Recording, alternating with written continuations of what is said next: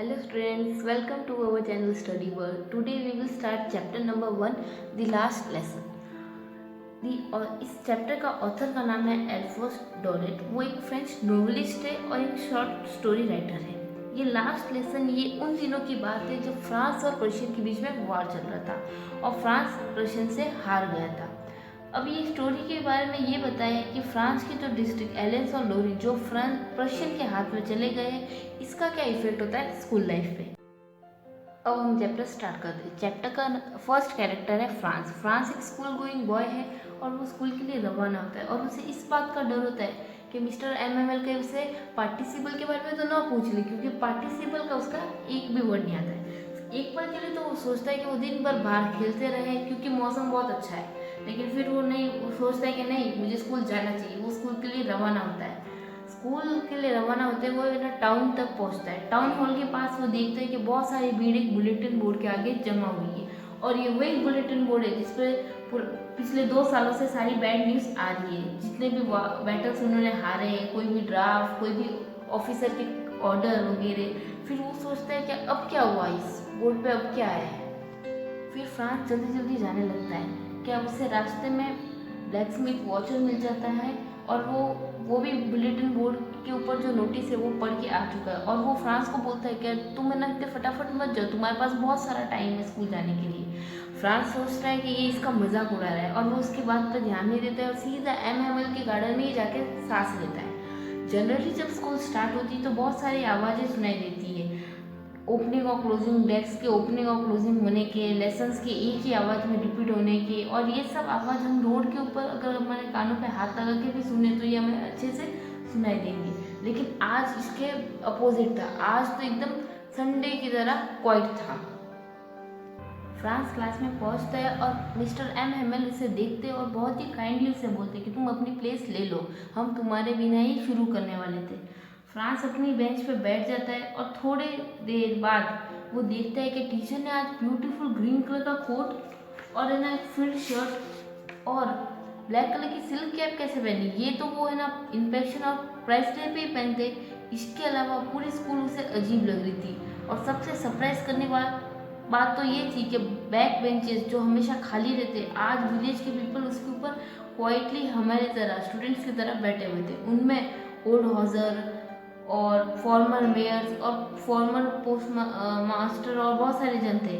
सब है ना एकदम सैड थे और हॉजर ने तो अपनी ओल्ड प्राइमर भी लाई थी जिसकी एजेस भी गई हुई थी। उन्होंने उसे अपनी नीज पे रख दी और उस पर स्पेक्टेकल्स भी थे। फ्रांस इस बारे में सोच ही रहा था कि एमएमएल अपनी चेयर से उठते और एकदम जेंटल टोन में बोलते कि माय चिल्ड्रन, ये मेरा लास्ट लेसन है जो मैं तुम्हें देने वाला हूँ। बर्लिन से ऑर्डर आया है कि एलिस और लॉरेंस के स्कूल में सिर्फ जर्मन ही पढ़ाई जाए। कल से तुम्हारे नए मास्टर आने वाले हैं। ये तुम्हारा फ्रांस का लास्ट लेसन है, इसलिए तुम बहुत ही अटेंटिव रहो। ये सब बातें सुन के तो मानो कि फ्रांस के ऊपर बिजली गिर गई। अब उसे समझ में आया कि उस टाउन हॉल के बोर्ड के ऊपर क्या लिखा हुआ था। ये बोलते हैं कि लास्ट लेसन, अभी तो मुझे सिर्फ मुश्किल से लिखना आता था और अब मैं इसके अलावा आगे कभी नहीं पढ़ूंगा, ये इसे ही रोक दूँ। अब उसे बहुत अफसोस होता है कि मैंने क्यों लेसन्स नहीं पढ़े, मैं क्यों ऐसे ही टाइम पास करने के लिए बर्ड्स के एग्स को देखता था, वहाँ पे गार्डन में घूमता था। मेरी बुक्स तो मुझे एक टाइम के लिए नॉनसेंस लगती थी, जिससे मुझे बहुत हैवी लगता था इसको कैरी करना। मेरी ग्रामर, मेरी वो तो हिस्ट्री, मेरे सारे ओल्ड फ्रेंड बन गए थे। अब मैं उन्हें छोड़ नहीं सकता। और एमएमएल ये भी जा रहे हैं। ये मेरे लिए इनकी रूलर और इनका जो क्रैंकी बिहेवियर, अब मैं इसे भूल नहीं सकता।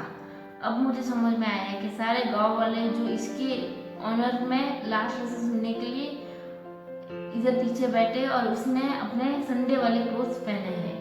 अब है ना इसको थैंकफुल बोलने की, ताकि उसने 40 साल तक अपना फेथफुल सर्विस के रिस्पेक्ट में उन सब ने इसकी क्लास अटेंड की है। फ्रांस ये सब सोच ही रहा था कि उतने में वो उसकी आवाज़ सुनाई देती है और अभी उसका टर्न था वो डिसाइड करने के लिए। वो पार्टिसिपल के रूल्स उसे बोलना था और वो भी जोर से और एकदम क्लियर और बिना एक भी मिस्टेक के।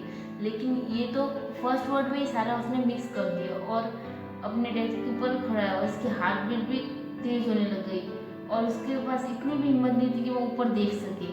एमएमएल ये सब देखते तो उसे डांटते नहीं और कहते हैं ये है ना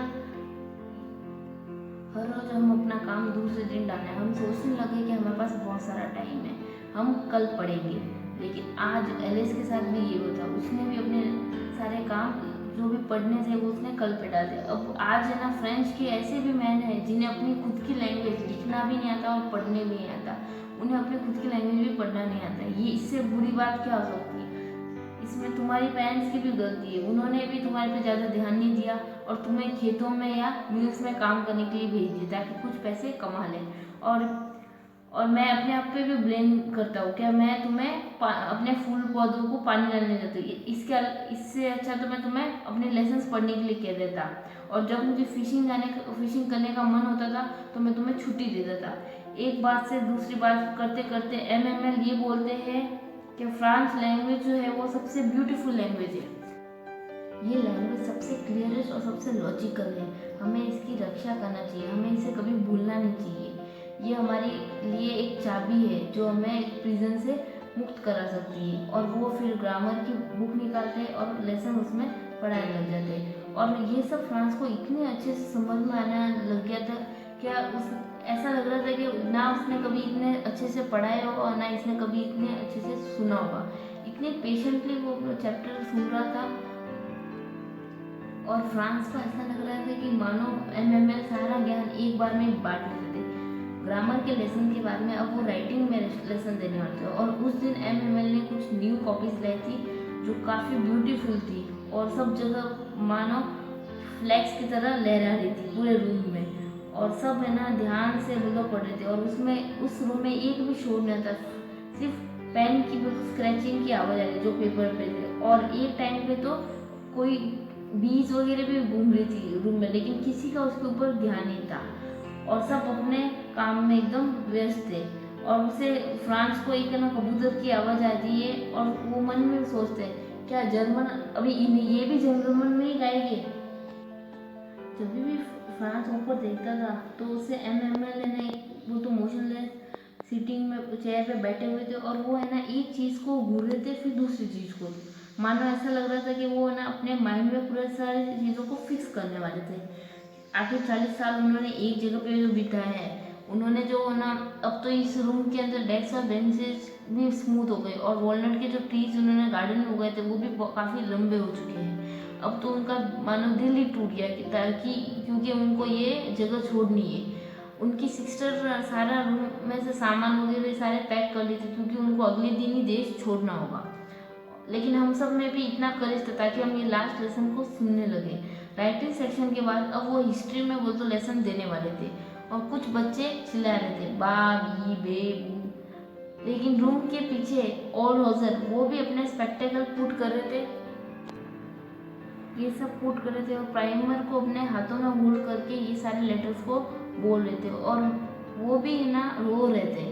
उनकी आवाज़ इमोशन से भरी हुई थी और ये सब सिचुएशन एकदम फनी लग रही थी कि हम सब रोना भी चाहते थे और हंसना भी चाहते थे। अब चर्च की घड़ी में 12 बज चुके थे और कुछ को प्रे होने के बाद में प्रशंस की वो तो आर्मी भी आ जाती है। अब एमएमएल अपनी जगह से उठ जाते, वो काफ़ी पेल, उनका चेहरा काफ़ी पेल दिख रहा था और आज फ्रांस को वो इतने लंबे लग रहे थे। और उसके बाद में वो माय फ्रेंड्स आई बोलते और उनके बाद में उनकी आवाज़ दब जाती है। फिर वो ब्लैक बोर्ड की तरफ झुक के एक चौक का पीस उठा के उस पर वीवा ला फ्रांस लिख देते और उसके बाद में वो रुक जाते हैं और हाथों से इशारा करके कहते हैं कि स्कूल अभी ख़त्म हो चुकी है। Thank you.